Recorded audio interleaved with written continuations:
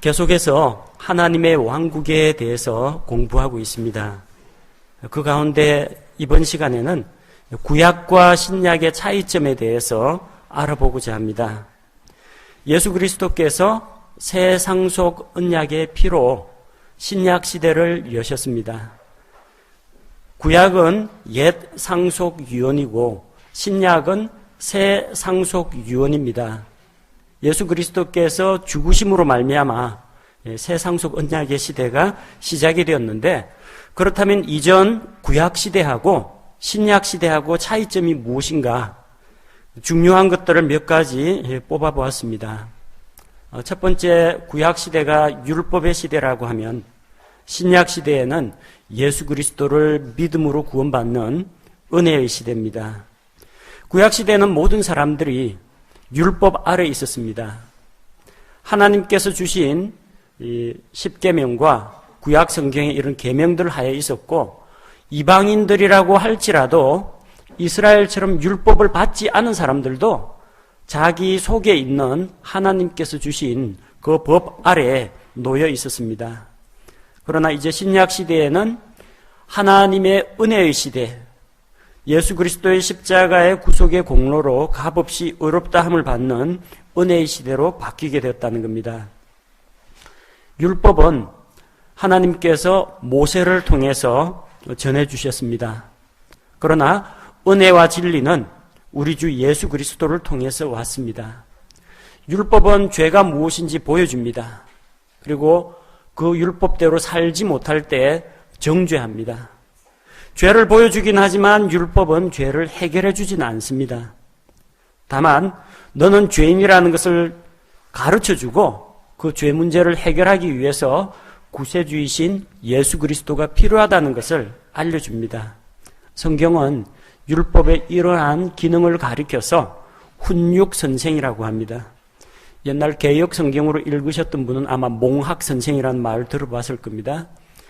옛날에 이제 로마 시대에는 이 주인 집에 하인이 있습니다. 노예인데, 노예가 그냥 막 일만 하는 노예도 있지만 편지 쓰고 책 읽어주고 가르치는, 음악을 연주하는 그런 노예도 있습니다.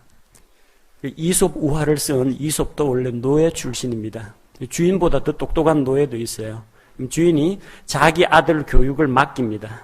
어릴 때 기초적인 말, 예의범절, 몇 가지 사항들을 이 종에게서 배우는 거예요. 근데 아이가 점점점 자라면 이제 더 이상 가르칠 게 없습니다. 더 이상 가르칠 게 없으면 선생님에게 가야 됩니다. 학교 보내야 됩니다. 학교 가면은 뛰어난 철학자들이 있거든요. 수사학, 논리학, 변증 이런 것들에 대해서 공부를 하게 됩니다. 그러면 이 훈육 선생의 역할을 하던 이 노예 종이 하는 일은 뭐냐면 자기는 이제 할 거 없어요. 기초적인 거 다 가르쳤어요. 주인의 아이를 데리고 학교 갑니다. 학교 가서 선생님한테 넘겨줘요. 그리고 돌아왔다가 아이가 학교 마칠 때 되면 가서 아이 찾아옵니다. 이런 역할을 하는 어린 아이를 선생에게로 데려다주고 데리고 오는 역할을 하는 것이 이 훈육 선생입니다. 율법이 바로 그런 역할을 했다는 겁니다. 갈라디아서 3장 24절 25절을 보니까 그런즉 율법은 우리를 그리스도께로 인도하는 훈육 선생이었으니 이것은 우리가 믿음으로 의롭게 되게 하려 함이라. 그러나 믿음이 온 뒤에는 우리가 더 이상 훈육 선생 아래 있지 아니하도다.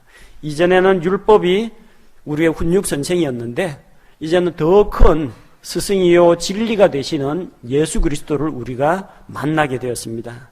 율법은 우리가 죄인이라는 것을 알려주고 죄 문제 해결하기 위해서는 나는 안 되니까 저 스승이신 예수 그리스도께로 가라고 일러주는 안내자 역할을 한다는 겁니다. 구약시대에는 여러 가지 율법이 있었고 율법의 규례에 따라서 절기를 지켜야 됐고 안식일도 지켜야 했고 여러 제도들이 있습니다. 그러나 구약시대에 있던 이런 모든 율법의 의식과 제도 이런 것들은 그 본체는 예수 그리스도라는 겁니다. 골로새서 2장 16절 17절 말씀을 보니까 그러므로 아무도 먹는 것이나 마시는 것으로 인하여 또 거룩한 날이나 월삭이나 안식일에 관하여 너희를 판단하지 못하게 하라. 그것들은 다가올 것들의 그림자이거니와 몸은 그리스도께 속해 있느니라. 예수 그리스도가 실체가 되십니다. 예수 그리스도의 그 실체가 구약시대의 그림자로 모형으로 주어졌습니다. 어린 양을 잡아가지고 죄 지은 자들이 하나님 앞에 희생 헌물을 드립니다. 그렇게 해서 죄의 용서를 받았습니다. 왜 그런 양을 통해서 제사를 가르치신 이유가 무엇인가? 죄 없는 한 생명이 죄인을 대신해서 죽는 대속을 가르치신 겁니다. 그러나 그건 불완전했습니다. 모형이니까 계속해서 또 희생제물 드리고 또 제사 드리고 죄 지을 때마다 어쨌든 한 건씩 희생 헌물을 드려야 됐습니다. 그 희생 제사가 완전하지도 못했죠. 죄를 완전히 제거하지도 못했습니다. 완전한 것은 예수 그리스도께서 오셔야 가능합니다. 구약시대 안식일 제도가 있습니다. 왜 안식일 제도가 있습니까? 수고하고 애써서 일하고 노동을 하다가 일주일에 하루 정도는 몸도 마음도 쉬고 편안히 쉬면서 하나님께 경배하고 마음속에 평안을 얻으라는 겁니다. 그럼 안식일 되면 모든 사람이 안식을 얻습니까? 안식일에도 병석에 누워있는 사람이 있습니다. 안식일에도 죄짐에 눌려가지고 마음에 평안이 없는 사람이 있습니다. 안식일은 하나의 모형입니다. 무엇의 모형입니까? 예수 그리스도의 모형입니다.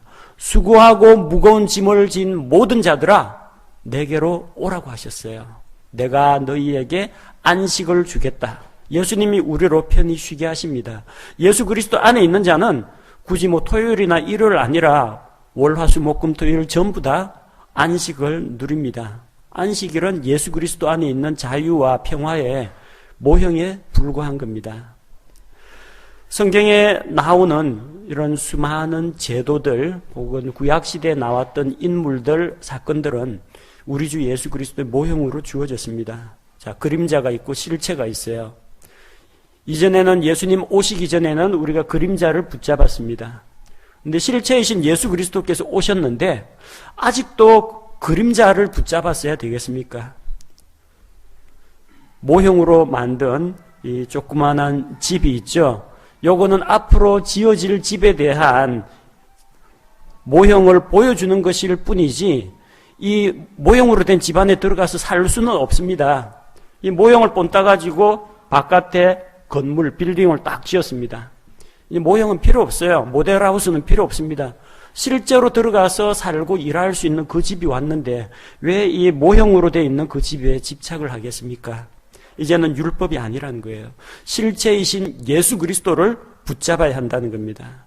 그래서 신약 시대에는 율법을 지키는 것이 아니라 예수 그리스도를 붙잡고 예수 그리스도를 배우고 알아가야 합니다. 율법은 죄를 깨닫게 해줍니다. 그러나 그리스도는 죄 문제를 해결해 주십니다. 로마서 3장 20절에 그러므로 율법의 행위로는 어떤 육체도 그분의 눈앞에서 의롭게 될 수 없나니 율법으로는 죄를 알게 되느니라. 율법은 죄를 알려주는 역할을 하지 죄의 문제를 해결해 주지는 못한다는 겁니다. 오직 예수님만이 죄 문제를 해결하십니다. 율법은 우리가 우리의 행위로는 하나님께 나아갈 수 없다는 것을 보여줍니다. 구약시대 율법이 몇 개입니까? 줄이면은 2가지입니다. 마음을 다하고 혼을 다하고 뜻을 다하고 힘을 다해서 하나님을 사랑하고 또 자기 이웃을 자기 몸과 같이 사랑하라. 확대해서 보면은 10계명이 있습니다. 10계명 가운데 앞에 4개 계명이 하나님과의 관계에 대한 것이고 뒤에 나오는 6개의 계명이 사람과 사람 사이에 지켜야 할 계명입니다. 근데 그것만 있는 게 아니죠. 출애굽기에 나오는 10계명만 계명이 아니라 레위기, 민수기, 신명기 이런 데 나오는 계명들을 다 합치면 유대인 랍비가 세어봤더니 그중에 하라는 계명, 이것을 행하라, 이 명령이 248가지입니다. 외우기 좋죠? 248. 그 다음에 이것을 해서는 안 된다, 하지 말라는 계명이 365가지입니다. 1년 365일. 합쳐서 모두 613가지라고 합니다. 저도 다 못 외웁니다. 찾아봐야만 알 수가 있어요. 그거 다 외우고 완벽하게 지킬 사람이 없다는 거예요. 율법을 왜 주셨느냐? 하나님이 이처럼 거룩하신 분이다. 이처럼 죄와 더러운 것을 미워하시는 분이다. 하나님의 거룩하심과 영광을 나타냅니다. 그리고 너희도 이렇게 살아라. 그러나 너희는 그렇게 살 수 없다라는 것을 우리에게 알려주시는 겁니다. 그렇게 살 수 없으니까 너희 행위로는 절대로 하나님의 영광에 이를 수가 없다. 하나님의 용서하심과 그분의 긍휼에 기댈 수밖에 없다는 걸 알려주는 겁니다. 율법은 우리가 우리 노력으로는 하나님께 가까이 갈 수 없다는 것을 보여주지만 예수 그리스도는 누구든지 자기를 믿는 자들은 하나님께 나아갈 수 있도록 해주십니다. 자, 또 어떤 차이점이 있습니까? 구약시대에는 성전이 있었습니다. 광야 생활을 할 당시에는 성막이 있었고요. 솔로몬이 성전을 지은 이후로 성전이 있었습니다. 그 성전은 나무와 돌과 이런 것들로 지은 건물입니다. 그러나 신약시대에는 성전이 없습니다. 우리 이 예배당을 성전이라고 부르지 않습니다. 그냥 예배드리는 그냥 건물입니다. 교회당, 예배당 그렇게 부릅니다. 신약시대에 성전이 있다면 고린도전서 3장 16절 말씀과 같이 너희가 하나님의 성전인 것과 하나님의 영께서 너희 안에 거하시는 것을 너희가 알지 못하느냐. 믿는 그리스도인이 하나님의 성전이라고 했습니다. 우리가 성전입니다. 이제는 어떤 성전에 나와서 기도해야 된다, 성전 건축 헌금을 한다, 성전 일반적으로 이렇게 이야기하는 사람들이 많은데 신약 교회에는 성전은 없습니다. 있다면 믿는 그리스도인들이 하나님의 성전입니다.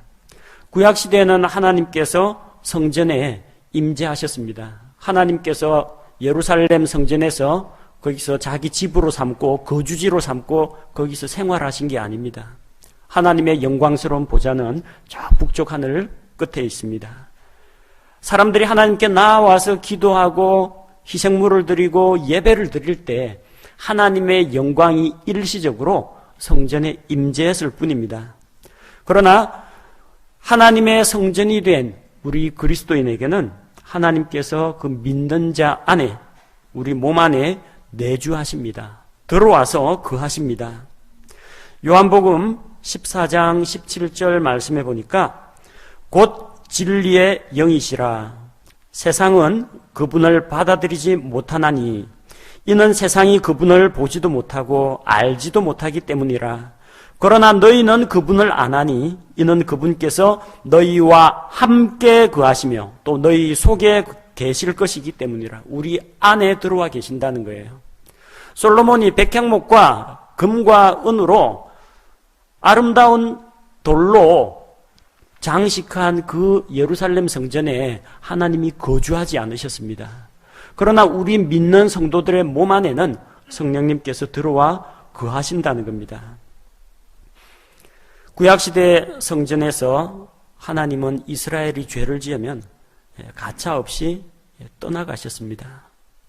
이스라엘 백성들이 죄를 지을 때는 하나님께서 자신의 영광의 상징인 언약궤까지도 블레셋 사람들 손에 넘겨버렸습니다. 이스라엘 백성이 우상숭배를 하니까 에스겔 대언자의 환상에서 본 것처럼 주의 영광이 지성소에서 빠져나옵니다. 성소로 나옵니다. 성전 마당에 가보니까 전부 이스라엘 여자들이 애곡하고 우상숭배하고 하늘의 여신을 섬기고 있고 이스라엘의 장로들은 동쪽의 태양을 향해서 절하고 있습니다. 하나님이 역겨워가지고 못 보겠다고 성전 동쪽 문으로 나가버렸습니다. 하나님께서 자기의 영광이 임재하는 예루살렘 성전을 버리셨다는 거예요. 나중에 느부갓네살이 군대를 이끌고 바빌론 군대가 이 예루살렘 성전을 허물 때도 하나님 그냥 내버려 두셨습니다. 아무 미련 없습니다. 그냥 내버려 두셨어요. 짓밟히게 놔두셨습니다. 그러나 우리 믿는 자에 들어와 계신 성령님께서는 믿는 자 안에서 떠나가지 않으십니다. 구약시대에도 하나님의 성령이 임재한 사람들이 있었습니다. 특별한 목적과 사역을 위해서 부르심을 받은 자들, 성막 만드는 기술자들, 구약시대의 사사들, 이스라엘의 왕과 지도자들, 이런 사람들에게 하나님의 영께서 임재하셨습니다. 그러나 그분의 목표와 계획이 완료가 되거나 그 사람들이 죄를 지을 때는 성령님께서 떠나가셨습니다.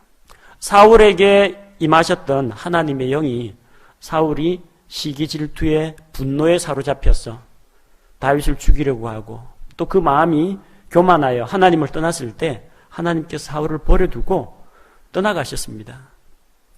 삼손은 하나님의 영이 임하셔서, 하나님의 영이 임하니까 큰 힘을 발휘해서 블레셋으로부터 이스라엘을 구출해냈습니다. 그러나 그가 방탕한 생활을 하고 창녀에게 들어가고, 그리고 하나님과 맺은 나사르 사람의 서약, 머리카락을 자르지 않는 그 언약을 깨뜨렸을 때 주의 영께서 그를 떠나가셨습니다. 다윗이 밧세바와 범죄한 이후에 제발 주의 영을, 주의 거룩한 영을 내게서 거두지 말아 주십시오, 그렇게 간구했습니다. 다윗 역시도 그걸 두려워했습니다. 그러나 신약 시대에는 우리 성전인 우리 몸 안에 들어와 계신 성령 하나님께서 떠나지 않습니다. 요한복음 14장 16절에 내가 아버지께 구할 터인즉 그분께서 다른 위로자를 너희에게 주사 그분께서 영원토록, 언제까지요? 영원토록 너희와 함께 거하게 하시리니, 우리 안에 내주하시는 성령 하나님께서는 우리를 떠나가지 않으신다는 겁니다. 자, 세 번째 차이점이 있습니다. 제사장 제도가 바뀌었습니다.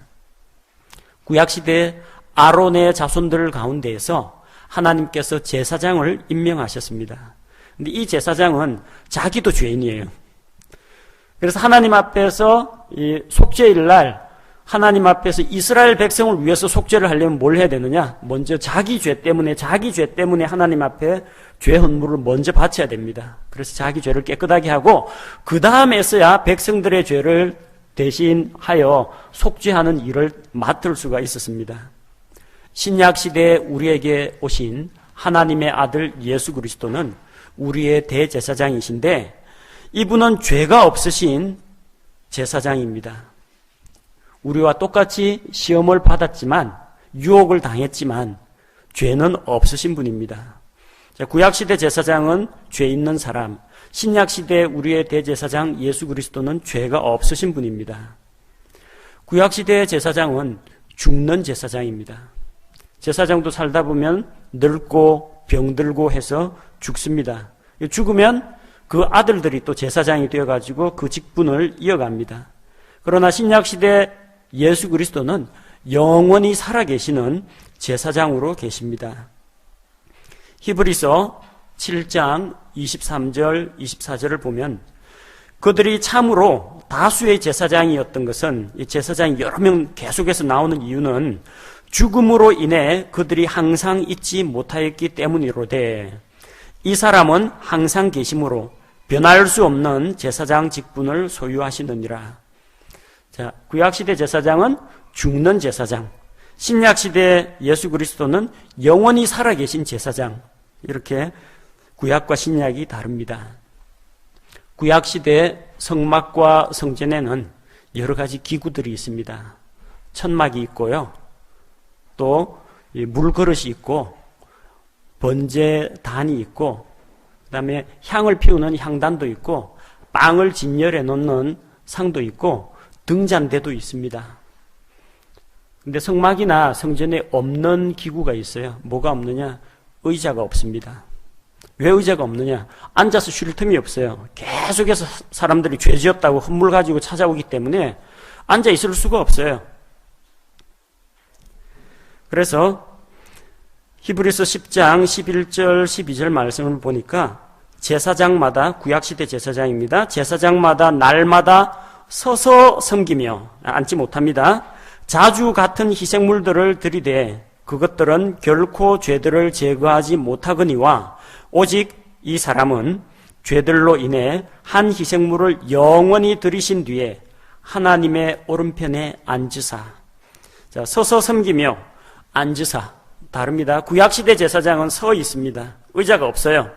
그리고 일이 안 끝났습니다. 제사가 계속됩니다. 반복됩니다. 어제 죄 지은 사람 오늘 또 찾아옵니다. 다음날 되면 또 다른 사람이 또 찾아옵니다. 그래서 항상 제사를 드려야 하기 때문에 앉을 수가 없습니다. 서서 섬기는 제사장이에요. 신약 시대의 제사장 예수 그리스도께서는 단번 속죄로 죄 문제를 한꺼번에 해결하셨습니다. 이제 다시는 뭔가 드릴 필요가 없어요. 일 다 마쳤기 때문에 이제는 안 서 계십니다. 하나님 오른편에 앉아 계십니다. 구약시대 제사장은 레위 지파 사람들 가운데에서도 특별히 아론의 자손들 가운데에서 제사장이 임명되었습니다. 그러나 신약시대에는 베드로전서 2장 9절 말씀과 같이 믿는 우리 모든 그리스도인들이, 모든 구원받은 성도들이 하나님 앞에서 왕가의 제사장입니다. 구약시대에는 하나님 앞에 나아가려면 희생물을 가지고 제사장을 찾아와야 됩니다. 제사장이 하나님과 죄인들 사이에 중재 역할을 합니다. 희생물의 피를 받아가지고 뿌리고 속죄하고 이런 일들을 제사장이 해줘야만 했습니다. 그러나 신약 시대에는 제사장이 없습니다. 여러분, 하나님 앞에 나아가야 한다, 기도할 일이 있다, 그런 일이 있으면 그냥 기도하시면 됩니다. 목사한테 기도 받으러 오는 거 아닙니다. 뭐 기도해달라고 하면 제가 여러분을 위해 가지고 하나님 앞에서 기도는 도와드립니다. 하지만 이 목사가 기도하면 효력이 더 좋고 일반 성도들이 기도하면 효력이 떨어지고 절대 그런 거 아닙니다. 목사가 뭐 축복 기도하면 축복받고 그런 거 아닙니다. 모든 사람이, 모든 구원받은 그리스도인이 하나님 앞에서 왕가의 제사장입니다. 여러분이 때로는 제가 힘들고 어려울 때는 여러분이 저를 위해서 기도해 줘야 돼요. 믿는 자들의 뜨거운 기도가 효력이 있다고 했습니다. 목사 기도가 효력이 있는 게 아니고요. 믿는 자들의 기도가 효력이 있습니다. 목사가 특별히 여러분에게 복을 나눠주거나 강단에서 저주하면 뭐 저주받고 절대 그런 거 아닙니다. 그런 구약시대 이 제사장 제도를 그대로 가지고 있는 것은 로마 가톨릭이에요. 로마 가톨릭은 사제를 거쳐서 하나님께 나아갑니다. 죄 지으면은 사제에게 찾아가서 고해성사해야 됩니다. 죄를 지었습니다. 어떻게 할까요? 그러면은 하나님 앞에 참회하시오, 미사를 몇 번 들으시오, 뭐 무릎으로 계단을 성당 계단을 올라가시오, 뭐 이런 지시를 내립니다. 그거 다 시키는 대로 해요. 사제가 하나님과 사람 사이를 매개해 준다라고 생각을 하는 거죠. 그 구약시대 제사장이지 신약 교회는 그렇지 않다라는 겁니다. 그들은 일반 성도들하고 다른 복장을 하죠. 검은 가운 입고 무게 잡고 후드 두르고 탁 나와가지고 이러는데 신약 시대에는 제사장이 없고 제사장 가운이나 그런 거 없습니다. 저는 그냥 깔끔하고 단정한 복장으로 그냥 양복 입고 나와서 말씀 선포하고 교제도 하고 그럽니다. 여러분 모두가 하나님 앞에서 제사장이라는 것을 꼭 기억하시기 바랍니다. 그 다음에 희생 제사가 바뀌었습니다. 구약 시대에는 짐승의 피를 가지고 희생 예물을 드렸습니다. 신약 시대에는 하나님이신 예수 그리스도의 피를 드립니다. 사도행전 20장 28절에 보니까 그러므로 너희 자신과 온 양떼에게 주의를 기울이라. 성령님께서 너희를 그들의 감독자로 삼으사 하나님의 교회 곧 그분께서 자신의 피로 사신 교회를 먹이게 하셨느니라. 하나님의 교회 곧 그분께서 자신의 피로, 누구의 피로요? 하나님의 피로. 짐승의 피는 영원하지 못합니다. 그러나 영원한 하나님의 피, 예수 그리스도의 피, 거룩한 피, 보배로운 그분의 피로 우리 신약교회를 사셨다는 겁니다. 구약시대에는 사람이 죄를 지으면 자기 집에서 키우는 어린 양이나 염소 새끼를 가지고 제사장 앞으로 나아갑니다. 하나님께로 나아갑니다. 그래서 이 주인님 잘못 만나가지고 주인님의 죄 때문에 이 양들이 죽어나갔습니다. 한두 마리가 아닐 겁니다. 죄 한 건당 희생물 한 마리씩 엄청나게 많은 짐승들이 도살되었을 겁니다. 구약시대에는 양이 목자를 위해서 죽었습니다. 그런데 신약 시대에는 목자가 양을 위해 죽습니다. 요한복음 10장 11절에서 예수님이 자기를 가리켜서 선한 목자라고 이야기하십니다. 나는 선한 목자니라. 선한 목자는 양들을 위해 자기 생명을 주거니와. 그 구약시대 왜 양을 키우느냐? 죄 지으면은 자기 생명 대신에 저 양의 생명을 대신 바치고 하나님 앞에서 죄 용서 받으려고 키운 겁니다. 그러나 신약 시대에는 그 하나님께서 선한 목자로 우리에게 오셔서 양들을 대신하여 죽어주셨습니다. 구약시대 희생 헌물은 일회성 효력밖에 없었습니다. 죄 하나당 희생물 한 마리입니다. 다음에 또 다른 죄를 지으면 혹은 또 똑같은 죄를 지으면 역시 희생물 한 마리씩 가지고 와야 됩니다. 그래서 계속 반복되는 그런 제사를 드려야 했는데 예수 그리스도께서는 단번 속죄를 통해서 영원한 효력이 있는 그 희생 헌물을 자기 자신의 피로 드리셨습니다. 구약시대 희생물은 어땠느냐? 히브리서 10장 11절에 보니까 제사장마다 날마다 서서 섬기며 자주 같은 희생물들을 드리되 계속 드려야 됩니다. 히브리서 10장 10절 예수 그리스도의 몸이 단 한 번 영원히 드려짐을 통해 우리가 거룩히 구별되었노라. 단번에 자신을 바치심으로 영원한 구원을, 영원한 효력이 있는 속죄를 이루셨다는 겁니다. 구약시대의 사람들이 하나님의 약속의 말씀을 따라 희생 헌물을 드리면 죄 용서 받을까요? 못 받을까요? 죄 용서 받습니다.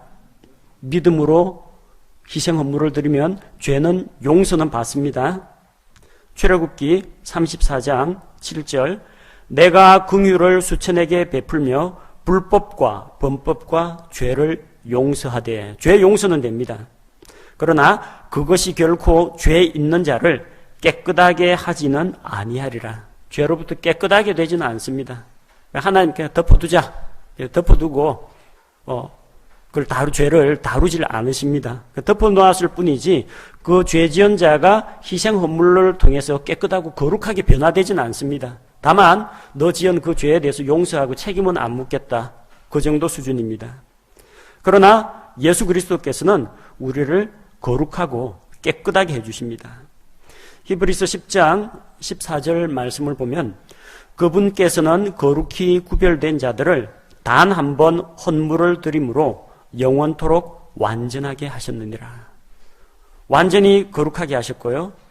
우리를 완전하게 만들어 주셨습니다. 구약시대의 헌물은 죄를 덮는 역할을 했습니다. 죄의 색깔이 무슨 색이라고요?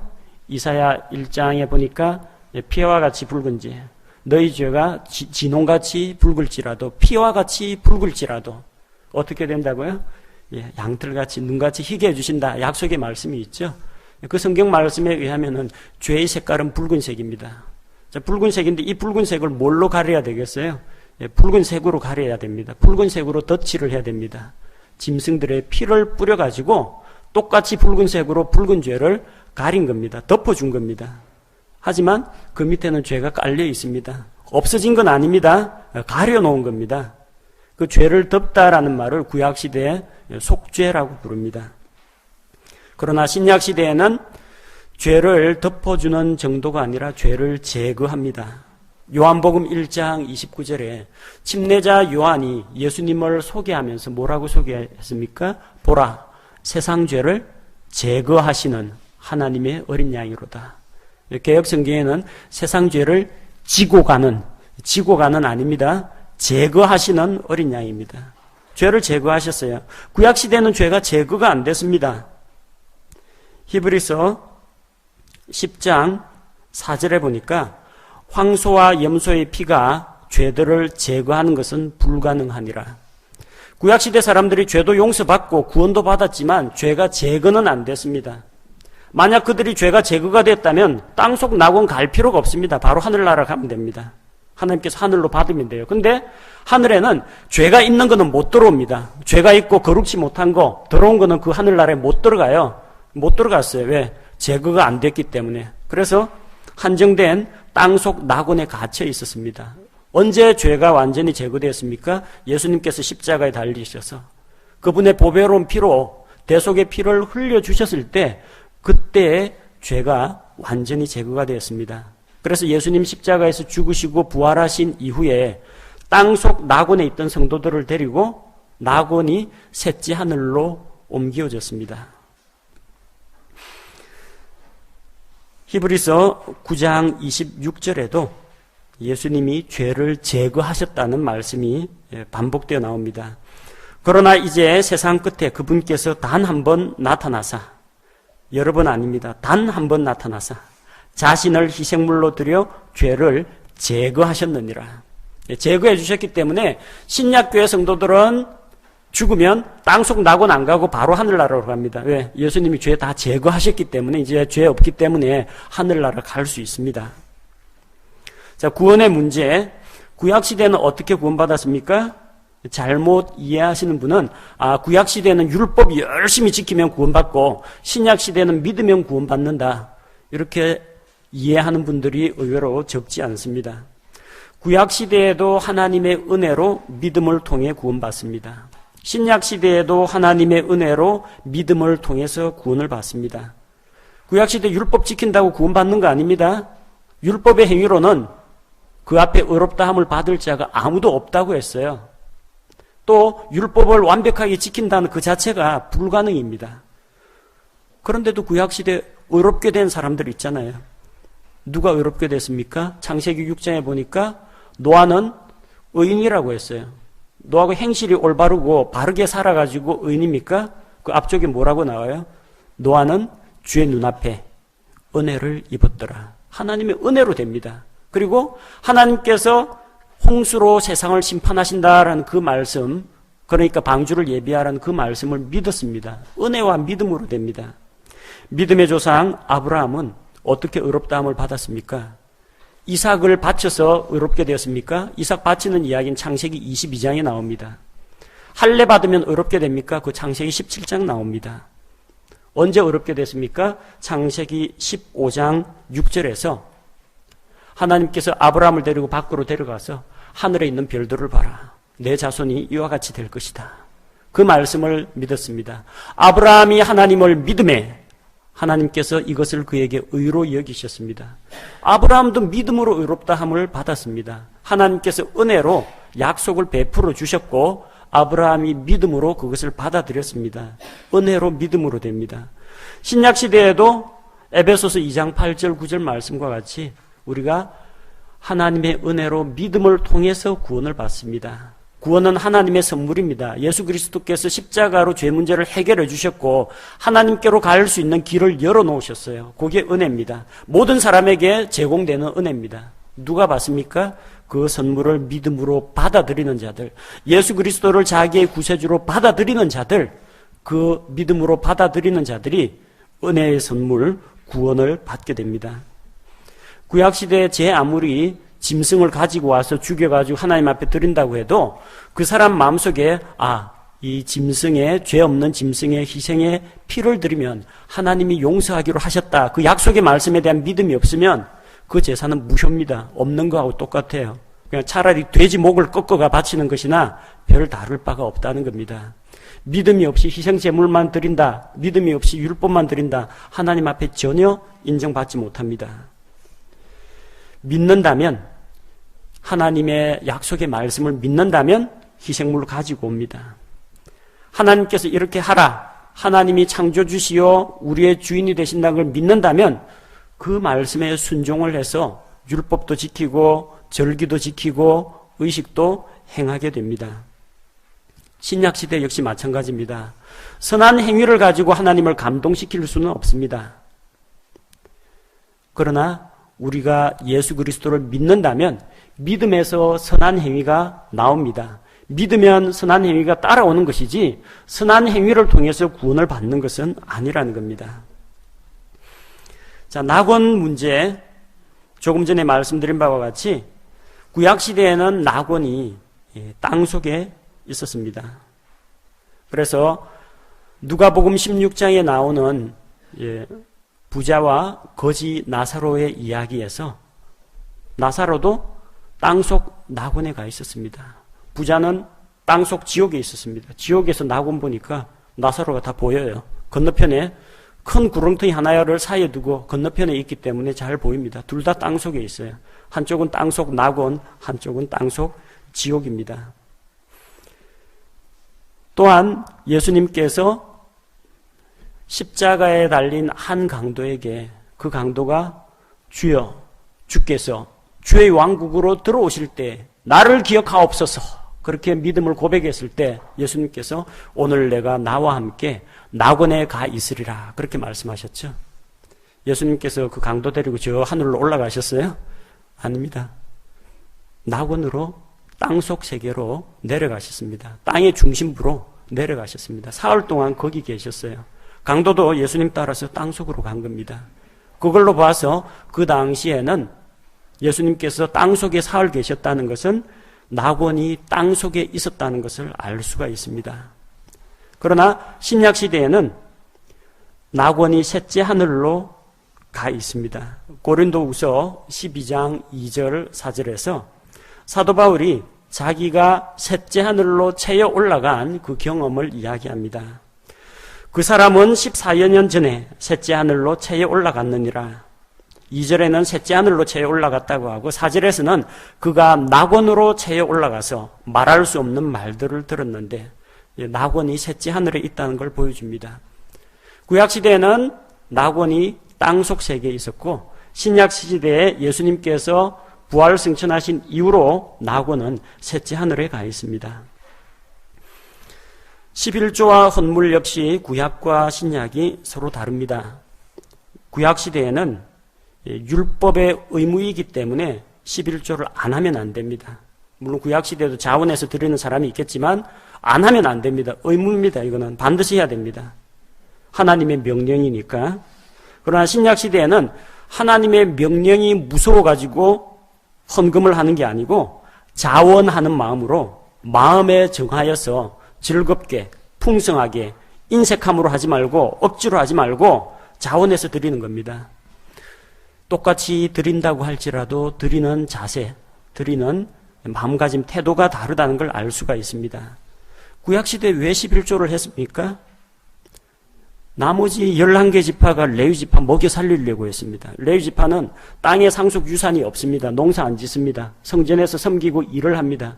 그래서 이 한 지파를 먹여 살리려고 십시일반하는 겁니다. 나머지 지파들이 전부 다 11조 내가지고 레위 지파 사람들을 먹여 살려야 됩니다. 자, 그렇게 나눔이 있었다는 겁니다. 레위 사람들은 영적인 것을 일반 백성들에게 나눠주고 일반 백성들은 자기들의 물질적인 것을 가지고 레위 지파를 섬기는 그런 관계였습니다. 오늘날은 어떻게 합니까? 말씀 사역자들과 교회를 위해서 헌금을 드립니다. 사도 바울의 선교 여행을 위해서 마케도니아 사람들, 빌립보 성도들 이런 사람들이 헌금을 조금씩 해가지고 보내고 후원을 해줬습니다. 또 전폭적으로 직장을 가지지 않고 전적으로 하나님의 일에 매달리는 이런 목회자나 선교사들을 위해서 마땅히 교회가 뒷바라지를 해주는 것이 옳습니다. 구약시대에는 그 하나님 앞에 드리는 예물의 최소한 기준이 10분의 1입니다. 최소한이 그렇다는 겁니다. 그러나 신약시대는 10분의 1이라는 것에 매이지 않습니다. 넘치도록 그리고 풍성하게 후하게 하나님께 드리라고 했지 10분의 1에 아슬아슬하게 걸쳐가지고 무슨 세금 떼듯이 정확하게 10분의 1 계산해서 뭐 몇만, 몇천, 몇백, 몇십 이런 식으로 내라는 이야기가 아닙니다. 세금 내는 거 아닙니다. 의무감 아닙니다. 여러분이 하나님 앞에서 얼마나 후한 마음, 얼마나 감사하는 마음, 얼마나 헌신하는 마음을 가지고 있느냐에 따라서 이 10분의 1이라는 것은 최소한의 가이드라인이라고 보시면 되고 넘치도록 해야 됩니다. 율법 아래에 있는 사람들의 최소 기준이 10분의 1입니다. 근데 사실 10분의 1도 아니에요. 그보다 더 많습니다. 왜냐하면 성경에는 11조가 세 가지 종류가 나옵니다. 하나는 레위 사람들을 위해서 소득의 자기가 수확한 것, 자기 가축들 가운데서 10분의 1을 챙겨가지고 드립니다. 근데 또 무슨 11조가 있느냐 하면 축제의 11조, 잔치의 11조가 있습니다. 명절이 되면은 자기 소산물 가운데서 10분의 1을 가지고 자기 가족하고 먹는 겁니다.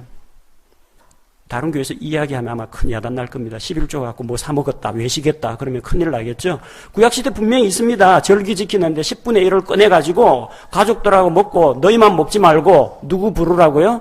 그 마을에 있는 레위 사람들 불러다가 가난한 사람 나그네 불러다가 아비 없는 자 불러다가 과부 불러다가 먹이라고 했어요. 함께 나누고 먹는 그런 11조가 있습니다. 또 3년에 한 번씩 드리는 11조가 있어요. 3년마다 한 번씩 제3년, 제6년, 7째, 7년째는 안식년이기 때문에 쉽니다. 3년, 6년째마다 드리는 11조가 있는데 이거는 구제의 11조입니다.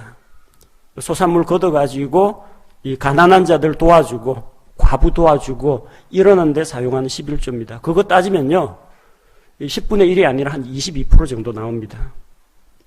율법의 최소한이 그 정도라고요.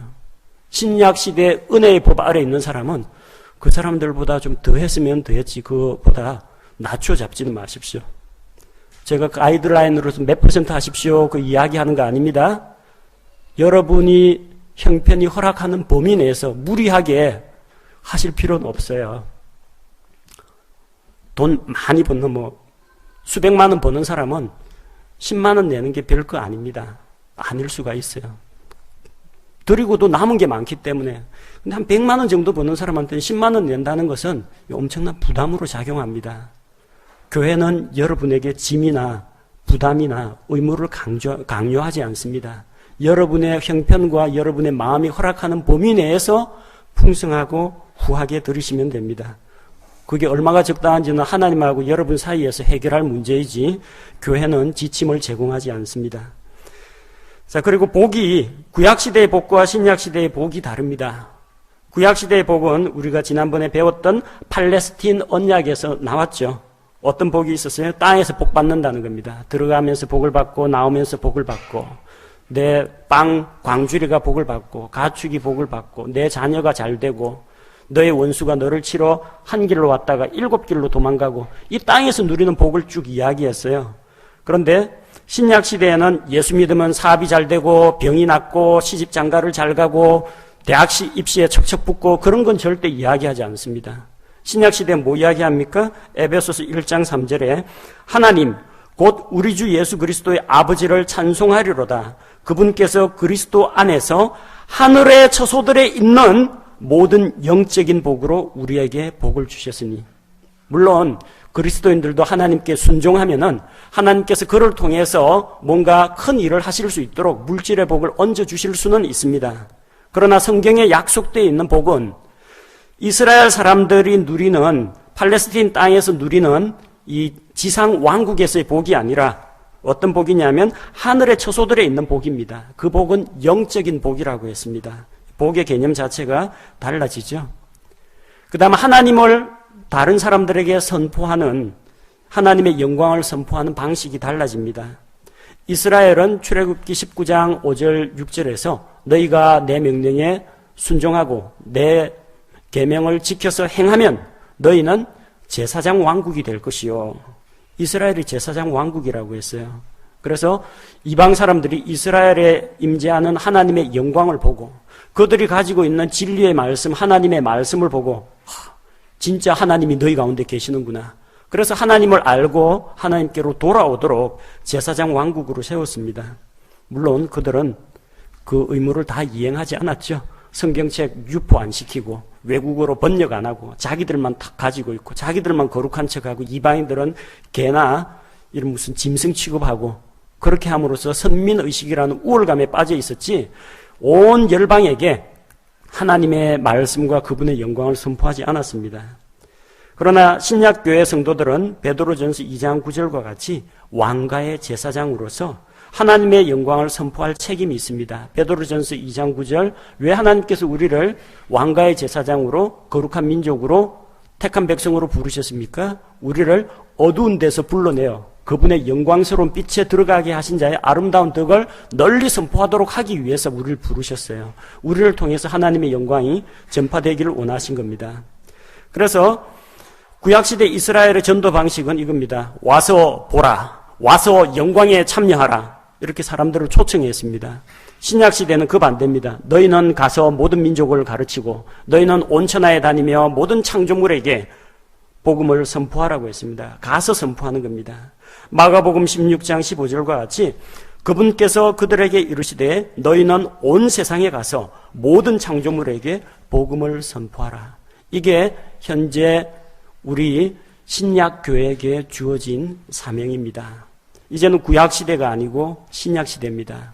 여러 가지 개념들 우리가 잘 알고 있어야 됩니다. 우리가 예배 드리는 것이든지 교회 안의 조직이라든지 헌금 생활이라든지 기도와 이런 기도의 문제라든지 구약과 신약에 달라진 점들이 많습니다. 근데 아직도 구약시대의 삶을 살아가는 사람들이 있어요.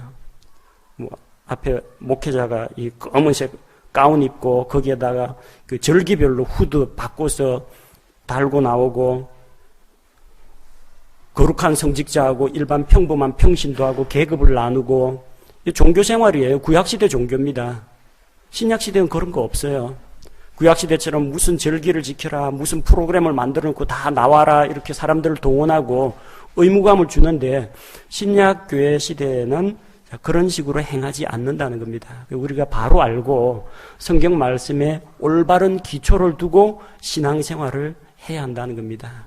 그리고 이 신약교회의 가장 큰 사명, 하나님의 영광, 예수 그리스도의 은혜의 복음, 이것을 온 세상에 전파할 그런 책무를 우리가 물려받았습니다. 제가 기도하겠습니다.